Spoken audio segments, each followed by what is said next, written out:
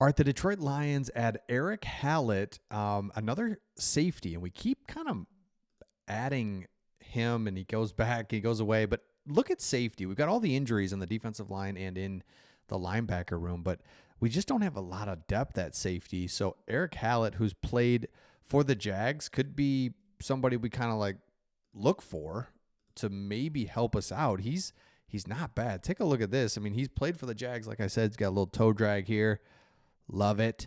Now, just keep that in mind. We'll get to the injuries here in just a second, that we're getting healthier. We still know we're very banged up, but the safety is a position that we're really thin. And knock on wood, we've had luck with those guys staying healthy. So another area that we'll look at the injuries coming up, and also Erik Hallet again. I want to just show you, because I think we've kind of taken this for granted, the safety, the secondary as a whole. We've been healthy, and then the safeties as well, because we looked at it really quick here. I'll go back to it, but you've got Brian Branch, Kirby Joseph, Millen Fon was on IR, so that just leaves Brandon Joseph at the safety position. So bringing this guy in is more significant just because we know that the injuries can happen. So Erik Hallet, here's the thing about him. The guy, look at this RAS score. So remember, this is out of 10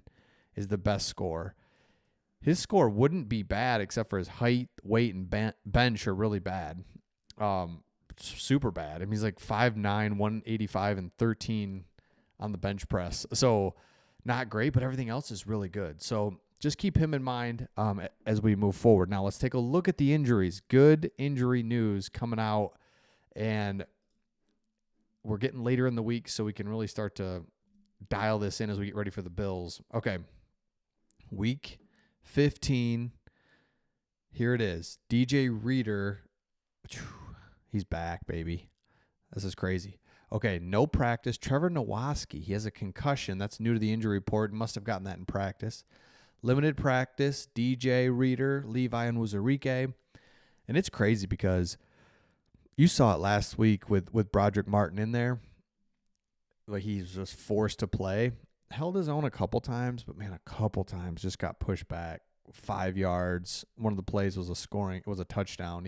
He's in the end zone, like facing the other way. So there's defensive tackle, DJ Reader. We know that Aleem McNeil's back. Levi's back. Huge. Taylor Decker back. Josh Paschal, full practice. Aleem McNeil, full practice. Man, those three guys right there alone is just game changer. And the Bills are not good defensively either. And the reason I bring that up is because if we have got our full healthy offensive line, love it, which we do. Taylor Decker. Bills injury report. This is interesting. Damar Hamlin,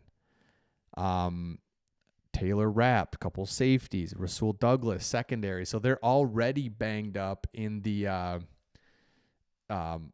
they're already not good defensively, and now they've got their secondary guys out against our passing game. Let's go.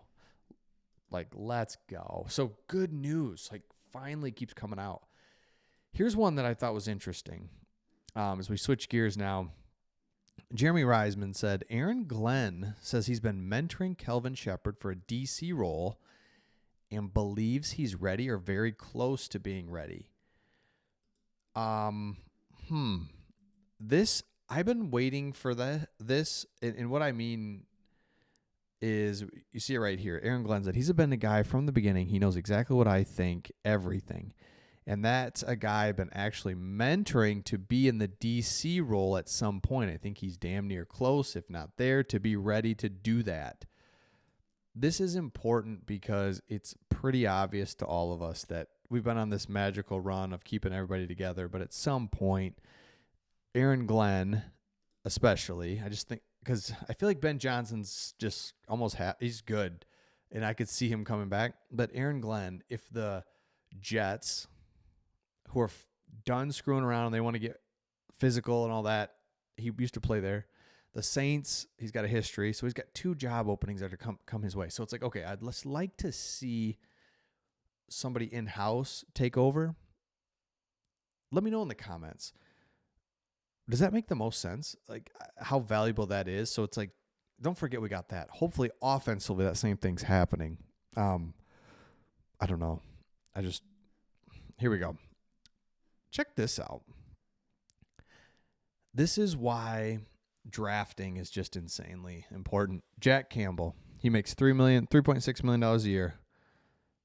Unbelievable what he's doing. He's been our rock on defense, right? Everyone's falling up. I mean, everyone's getting injured around him, and this dude, second-year guy, Jack Campbell, stepping up. And you got Tremaine Edmonds, $18 million a year, free agent deal, trying to get it done, trying to piece it together. Drafting is it. And by the way, Jack Campbell's 25, whatever. He's in second year. I mean, it's crazy. All right. Let me know in the comments as well. Man, this Bill Belichick thing has just been cracking me up.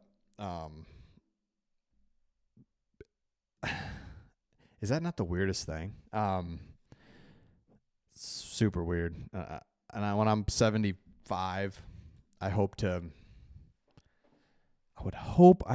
even need to be on a beach, but I don't want to be flying around recruiting 17-year-olds. I mean, let me know in the comments if that's not weird to anybody else. That is super strange. This video, I'm sure you guys have all seen it by now, but it's too awesome to not just look at again. Is our offensive line? I didn't know they did this every game, but all right, Kobo, let's go. You already know. Don't worry, baby.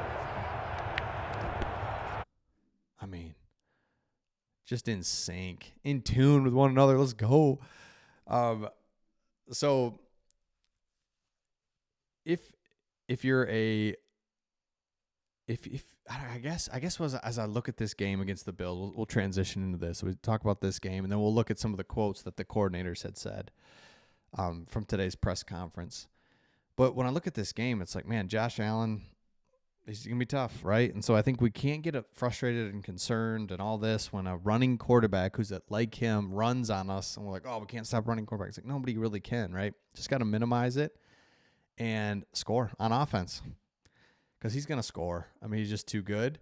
And we play the man-to-man. We play such hard man-to-man defense that our backs are turned. And it's just, man, that's what scares me a little bit.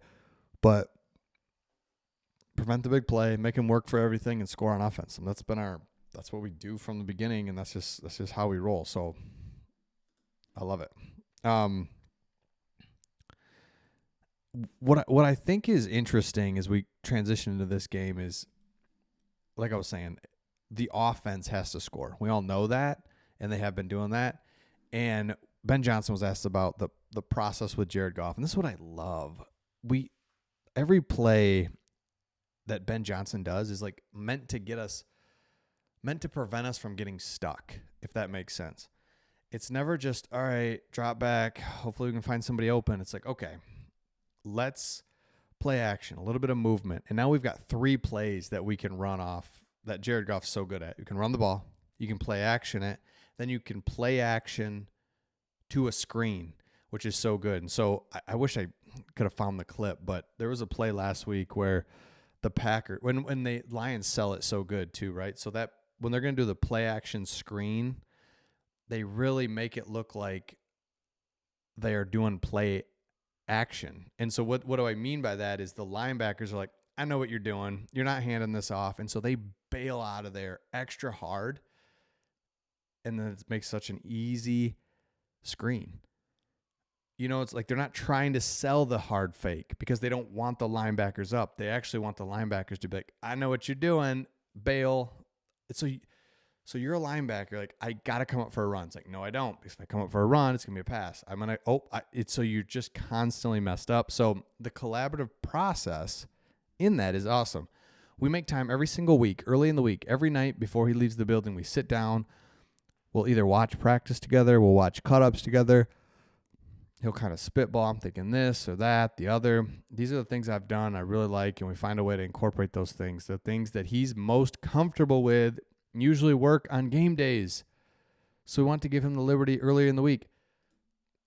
The Lions, whether you name all the stuff top to bottom that the Lions have done during this turnaround, it's because of stuff like this, where they are, doesn't that seem so easy? Wouldn't you ask quarterback, what do you like to do? What are you good at? You're the one literally throwing the ball, reading the coverages. What do you like? Like, doesn't that make total sense? And we're doing it. So, look, they're not the only team in the National Football League that does this, but it's just another example of doing what totally makes sense when I don't think we ever fully did that in the past. I just don't think we did. So, again, let me know your thoughts in the comments. Let me know about the Bill Belichick thing real quick. Erik Hallet is back, and injury report's looking good. We'll see. So let me know your thoughts in the comments, and we'll see all of you on the next one.